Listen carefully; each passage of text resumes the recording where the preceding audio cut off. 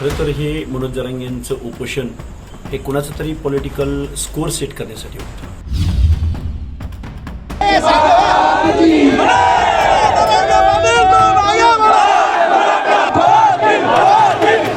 हे नियोजित आंदोलन होतं. मुळात जरांगे उन्हात बसला म्हणून ह्या शासनानं जी काही तत्परता दाखवली ही शासनाची तत्परता नव्हती, तर एक लाचारी बघायला मिळाली शासनाची. आमचा बंजारा समाज वंजारी समाज ऊस तोडतो, मेंढपाळ बांधव उन्हामध्ये मेंढ्यांचे कळप राखतो. या लोकांचे दुःख वेदना या गोष्टी या सरकारला कधी दिसत नाहीत. पण मनोज जरांगे त्या आंदोलनाला बसले आणि एकदम लाचार सरकार आम्ही बघितलं. फक्त संख्येच्या बळावरती जर कास्ट सर्टिफिकेट इश्यू केली जाणार असतील तर वेळ पडली तर आम्ही तहसील कार्यालयावर हल्ले करू आणि आम्ही प्रसंगी कायदा हातात घेऊ. सरकारच्या शिष्टाईनंतर जरांगे पाटलांनी आपलं उपोषण स्थगित केलेलं आहे, कसं बघता तुम्ही? खरं तर हे मनोज जरांगे यांचं उपोषण हे कुणाचं तरी पॉलिटिकल स्कोर सेट करण्यासाठी होतं आणि हे नियोजित आंदोलन होतं. मुळात जरांगे आज दिवसभर उन्हात बसला म्हणून ह्या शासनानं जी काही तत्परता दाखवली ही शासनाची तत्परता नव्हती, तर एक लाचारी बघायला मिळाली शासनाची. आणि मुळात विखे पाटील आणि लाड ही दोन माणसं तिथं येतात काय, आणि त्या माणसांचा दोघांचा अपमान जरांगे क्षणाक्षणाला प्रत्येक वाक्यावाक्यामध्ये त्यांचा अपमान करत होता. आणि हा अपमान करत असताना वेळोवेळी महाराष्ट्राच्या मुख्यमंत्र्यांचाही ते अपमान करत होते. म्हणून एवढं अगतिक आणि लाचार सरकार आज आम्हाला बघायला भेटलं. अहो, जरांगे उन्हात बसलाय, वर टापरी बांधली, खाली गादी घेतली म्हणून तुम्ही जरांगेकडे धावत पळत गेला. पण आमच्या ओबीसी भटक्यामधला वडार समाज रात्रंदिवस दगडी फोडतो, आमचा बंजारा समाज वंजारी समाज ऊस तोडतो, मेंढपाळ बांधव उन्हामध्ये मेंढ्यांचे कळप राखतो. या लोकांचे दुःख वेदना या गोष्टी या सरकारला कधी दिसत नाहीत. पण मनोज जरांगे त्या आंदोलनाला बसले आणि एकदम लाचार सरकार आम्ही बघितलं. या मनोज जरांगेंच्या आंदोलनाला बळी पडून कास्ट स्क्रुटिनी करणाऱ्या समितीवर जर यांनी काही दबाव आणला तर ओबीसी त्याला झुगारू एकदम प्रचंड विरोध करतील. त्याचबरोबर ज्या ज्या तहसील कार्यालयामधून फक्त संख्येच्या बळावरती जर कास्ट सर्टिफिकेट इश्यू केली जाणार असतील तर वेळ पडली तर आम्ही असे बोगस सर्टिफिकेट इश्यू करणाऱ्या तहसीलदार कार्यालयावरती हल्ले करू, तहसील कार्यालयावर हल्ले करू आणि आम्ही प्रसंगी कायदा हातात घेऊ. आम्ही संविधानाची भाषा कायद्याची भाषा बोलणारी माणसं आहोत. पण बेकायदा कृत्य जर गव्हर्नमेंट करायला लागलं मनोज जरांगेच्या सांगण्यावरनं तर आम्ही या सगळ्या आस्थापनांवरती आम्ही हल्ले करायची सुद्धा भूमिका इथून पुढच्या कालावधीत घेऊ.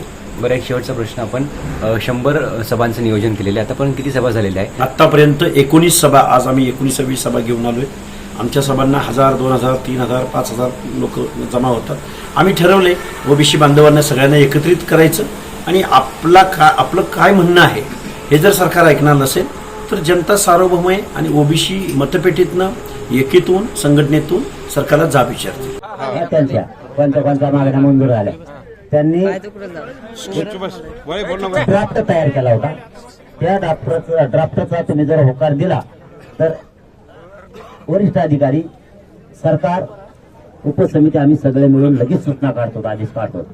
ज्या मागण्या होत्या मराठा समाजाच्या मागण्यात आपण रोज बोललेल्या, आता बार त्याच बोलायच्यात का? 58 लाख नोंदी, हैदराबाद गॅझेटियर, सातारा गॅझेटियर, त्याबद्दलचं त्यांनी सांगितलं येत्या मंगळवारी ह्या 2-3 दिवसात आम्ही सगळ्या मंजुऱ्या सूचना ते आदेश काढून टाकतो सांगितलं. त्यांनी तुमच्या समोर सांगितलं. आता काय त्यात बार आपण बोलण्यात अर्थ नाही. मग मी असा प्रस्ताव ठेवला होता की उन्हातलं उपोषण मी सोडतो आणि आंतरवालीतलं ते सावलीतलं सुरू करतो. पण आता त्यांचंही म्हणणं होतं की तुम्ही उपोषण स्थगितच करा आणि आपल्याही पोरांचं म्हणणं होतं की स्थगितच करा. काय 3 दिवसाचा प्रश्न आहे. कोणाला मागे सारखा 40 मागे सारखा त्यांना उलशी का क्रॉस जमत नाही. आकृतीला डेंजर आहे.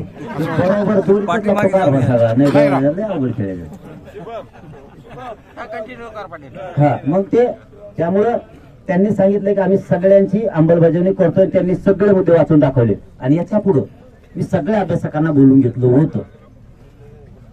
40 अभ्यासक राज्यभरातले आले होते तातडीचे.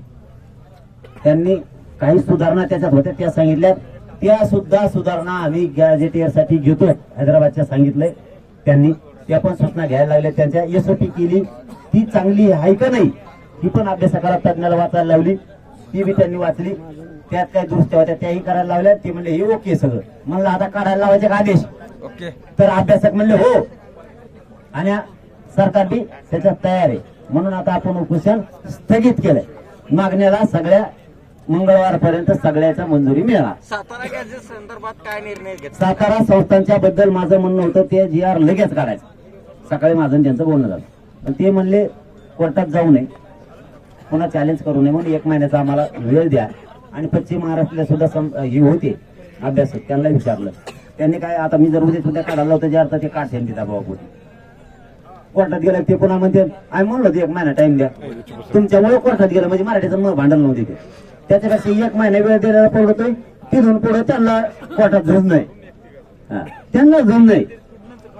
त्यामुळं ती 1 महिना वेळ आम्ही त्यांना देणार आहे. कारण आता 70 वर्ष गेले, 1 महिना वेळ द्यायला हरकत नाहीये. पण तोपर्यंत व्हॅलिटी रोखणार नाही, कोणती प्रमाणपत्र रोखणार नाही, हे त्यांच्याकडून वधून घेतलंय. तसे आदेश काढायला लावलेत. आणि आमचं मेन काम तेच होतं की ऍडमिशन पोरांचे आता कोणती प्रमाणपत्र होणार होते आणि व्हॅलिटी नाही दिली तर ऍडमिशन धोक्यात, नोकरी धोक्यात होती. ते काम आपण महत्वाचं करून घेतलंय. ते आता आदेश लगेच काढायला लागले. जर 5 मिनिटं बरोबर. जर या मागण्या मान्य झाल्या नाही किंवा मंजूर झाल्या नाही तुमच्या पद्धतीने, तर तुमची पुढची भूमिका काय राहील?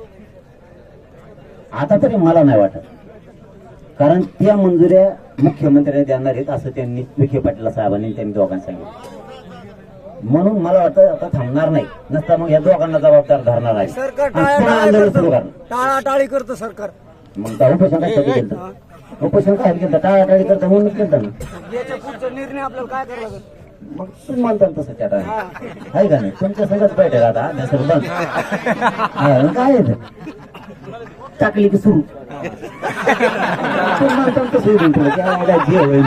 आणि धक्काच्या सेवाचे बी नाही सुरू ताबडतोब गरम होते त्याच्या तिकडे ऐकत नाही काही नाही ते चाललं गेलं. दादा, किती दिवसात शांत बसा. किती दिवसात या मागण्या पूर्ण केल्या जाणार आहेत? 3 दिवसात सूचना 3 दिवसाच्या आत म्हणजे मंगळवारी कॅबिनेटला सूचना पुढे निघणार. फक्त महिन्याचे 2च विषय आहेत. केशरचा एक विषय सरसकट राज्यातल्या आणि एक सातारा गॅजेटचा महिन्याचा विषय आहे. बाकीचे सगळे तातडीचे म्हणजे मंगळवारी लगेच आदेश येतील. केसेस मागे घेण्यासाठी किती दिवस दिले जातात? त्यांना 1 महिना प्रोसिजरला लागणार आहे. ते थोडं आहे किचकट ते करून घेतो आम्ही. किचकट ते कसं सुलभ करता येईल केसेस मध्ये ते म्हणले आम्ही पण करू लागतात. मुख्यमंत्री पण त्यांना म्हणलेत आपण एक केसेस मागे घेऊ. मुख्यमंत्री म्हणले हे पण मागे घेऊ आपण केसेस, पण आपण थोडं वेगळं डोकं वापरून हे करून ते केसेस दमादमानं सगळ्या घेऊ. आणि सगळ्या होती केसची तारीख चालल्या तरी चालून द्यायच्या. घाबरायचं काम नाही. निकाल काय लागला नाही, लागला तर आपण हायकोर्टाचं. पोरांनी घाबरू नका राज्यातल्या. पुन्हा एकदा सगळ्यांना तुमच्यामुळे मिळालं हे सांगतोय. तुम्ही दिवसभर मेहनत घेतली होणार म्हणून हे मिळाले. आणि राज्यातले बी घराघरातले मराठी आपल्या पाठीमागे होते. परवा दिवशी इतके मराठी येणार होते राज्यातले. इथं सरकारला ह्यो गुप्त मेसेज गेलाय वाटतं. इतके मराठी येणार होते हो ना, इतके मराठी येणार होते हे घाबरून गेले. त्या सगळ्या 6 कोटी मराठ्यांना हे श्रेय 3 दिवसानं निघाले आदेश. हे श्रेय सगळं मराठा समाजाचं आहे. असंच लढू लागा. वेळोवेळी लढावं लागणार आहे तेव्हा मिळणार आहे. एकदा लढून आपल्याला मिळणार नाही हे सगळ्यांनी ध्यानात ठेवा. यांनी नाही दिलं आपलं 5-7 महिन्याला पुन्हा एकत्र जायचं. चलो मुंबई 1 महिना.